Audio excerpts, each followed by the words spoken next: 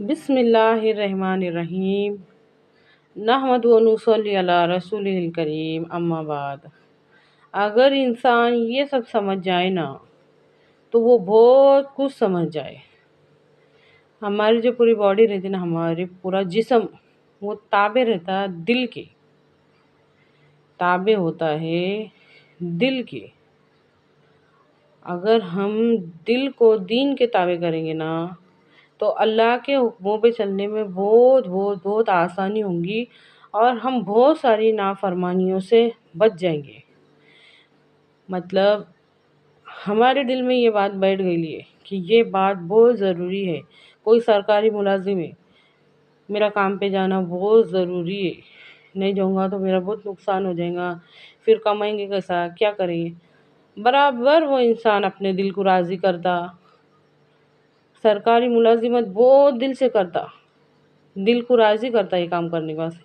اسی طرح اگر دوسرے انسان کچھ بھی کام کرتا، دکان پہ جاتا، کچھ بھی کام اس کا جو بھی اس کی روٹین لائف ہے، عورتوں میں سے بھی یہ کام بہت ضروری ہے، میں نے کرنا ہی کرنا ہے، وہ کام برابر انجام دیتا انسان، برابر سے اس کام کو انجام دیتا ہے۔ لیکن ہم نے شروعات سے ہی جب سے سمجھنے کے لائق ہوئے اور کچھ کرنے کے لائق ہوئے، جب سے ہم نے دین کی باتوں کو، دین کے کاموں کو، اللہ تعالیٰ کے حکموں کو اتنی اہمیت نہیں دی کہ یہ کرنا بہت ضروری ہے۔ ہمارے نبی صلی اللہ علیہ وسلم کا ارشاد ہے کہ تم میں سے کوئی شخص کامل مومن لفظ کے اوپر اچھے سے غور کرو۔ ہمارے نبی صلی اللہ علیہ وسلم کا ارشاد ہے کہ تم میں سے کوئی شخص کامل مومن ہو ہی نہیں سکتا جب تک کہ اس کی خواہشات نفس اس دین کے تابع نہ ہو جائے جس کو لے کر میں آیا ہوں۔ اچھی طرح سے سمجھیے اس بات کو،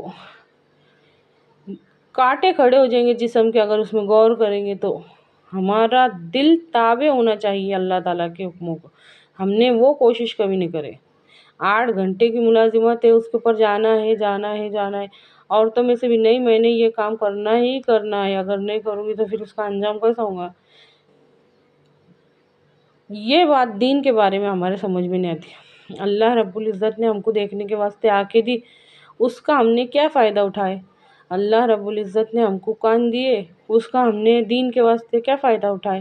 اسی طرح اللہ رب العزت نے ہاتھ پاؤں کو ہلنے چلنے کی طاقت دی، اس کا ہم نے کیا فائدہ اٹھائے دین کے واسطے؟ اسی طرح ہم کو اللہ رب العزت نے سوچنے سمجھنے کی طاقت دی، اس کا ہم نے دین کے واسطے کیا فائدہ اٹھائے؟ اسی طرح اللہ رب العزت نے ہم کو جو بھی صلاحیت دی، ہمارے اندر ہمت طاقت دی، اس کا ہم نے دین کے واسطے کیا فائدہ اٹھائے؟ سوچ کے دیکھو۔ سورہ تبارک الذی کی مقصد والی آیت پہ غور کر کے دیکھو کہ ہم نے ہمارے آنکھ سے، کان سے، ہاتھ سے، پاؤں سے، سوچنے سمجھنے کی طاقت سے، دل سے، دماغ سے، ہر چیز سے ہم نے کیا کیا فائدہ اٹھائے۔ اسی لیے ہمارے نبی صلی اللہ علیہ وسلم کے فرمان پہ غور کیجئے کہ تم اس وقت تک کامل مومن نہیں ہو سکتے جب تک کہ اپنی خواہشات کو اس دین کے تابع نہ کر دو جس کو لے کر میں آیا ہوں۔ یہ بہت بڑی بات ہے۔ اگر یہ انسان سمجھ جائے نا تو وہ سب کچھ سمجھ جائے۔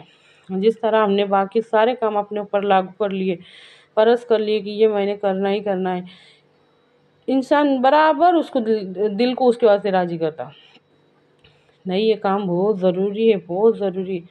کھانے پینے کی لائن میں اگر وہ جگہ کے اوپر، وہ مقام کے اوپر ہم نے اگر ہدایت کو رکھ دے نا، جس طرح ہمارے واسطے کھانا ضروری ہے، پینا ضروری ہے، ہوا ضروری ہے، اس طرح اگر ہم کو ہدایت کو وہ لائن میں رکھ ڈالے نا تو پھر ہماری زندگی بن جائے سیدھے راستے کی سمجھ کو، اگر ہم نے ہماری زندگی کہ ہم کو سمجھنا بھی ہے اور اس پر عمل بھی کرنا ہے۔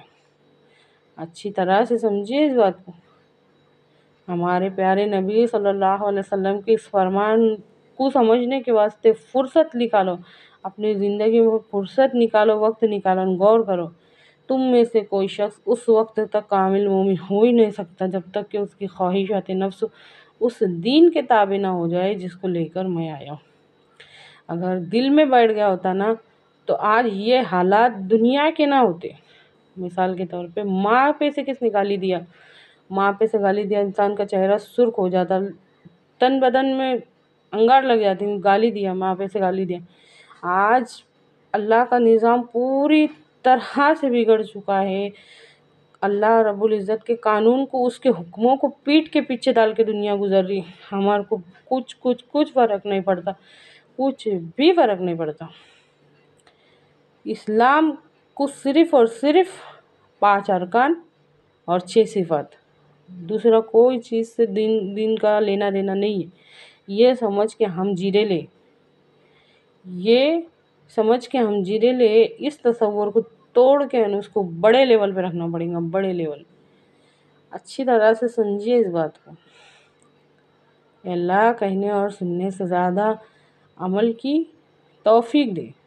دنیا کو ہے پھر مار کائے روح و بدن پیش، تہذیب نے پھر اپنے درندوں کو ابھارا، اللہ کو بامرد مومن پہ بھروسہ، ابلیس کو یورپ کی مشینوں کا سہارا۔ ڈاکٹر اسرار احمد مرحوم بار بار یہ فرماتے تھے، اس کے اوپر غور کرو، اللہ کو بامرد مومن پہ بھروسہ۔ اللہ رب العزت فرماتے ہیں کہ تم میرے دین کی مدد کرو، میں تمہاری مدد کروں گا۔ جس دن ہم نے دین کے واسطے فکر لینا اور ٹینشن لینا، اللہ کے بندوں کے اور نبی صلی اللہ علیہ وسلم کی امت کے بارے میں ہم نے فکر کرنا سوچ دیے، اس دن ہماری زندگی کے مسئلے ختم، ہماری جو دنیا داری کے مسئلے رہیں گے وہ ختم ہو جائیں گے۔ غور کر کے دیکھو اس بات میں، ہمارے خود کے ٹینشن ختم انشاءاللہ۔ یہ اللہ کہنے سننے سے زیادہ عمل کی توفیق دے، آمین۔